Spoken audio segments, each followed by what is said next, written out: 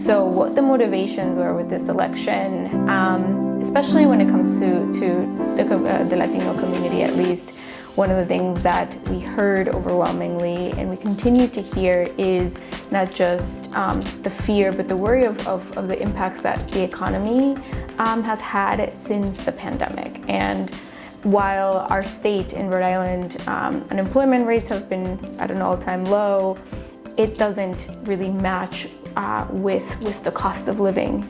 Just in the city of Providence, which is our capital city, our rents have gone up in an exorbitant amount of money. Currently, I believe in New England, we're one of the most costly cities to live in. Nevertheless, people's paychecks are not really meeting that. So across the border, that was one of the biggest things that we heard. In some of the major cities where Latinos live, such as Central Falls, Pawtucket, we actually saw a very large percentage of Latinos voting for Donald Trump. And many of those were, we believe, and this is something that we're going to try to definitely dig into in the next year, were around this rhetoric of improving the economy, bringing it back to where he had it prior to 2020. What the status quo wasn't working. And that's one of the things that we really want to dig into of what this idea of the economy really looks like. Because as I mentioned, while jobs are not fluctuating too much, the cost of living is not matching. The state of Rhode Island also has a historic low when it comes to housing access and, as I mentioned, housing burden.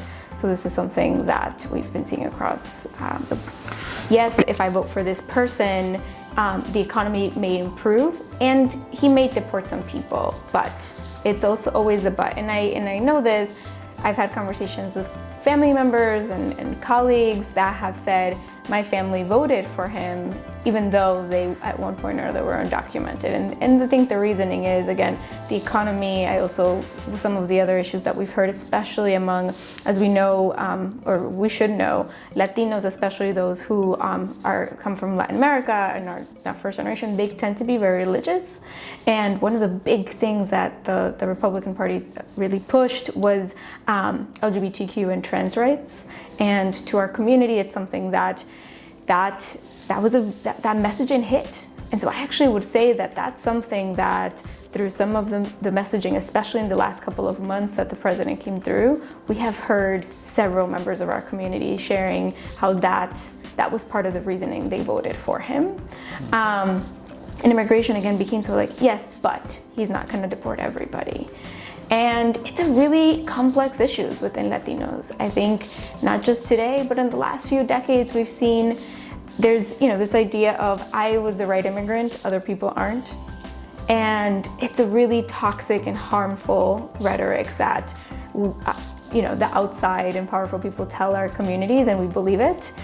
So that's what I would say. I don't know if I would say it was the main topic for many individuals unless they were being directly impacted by it.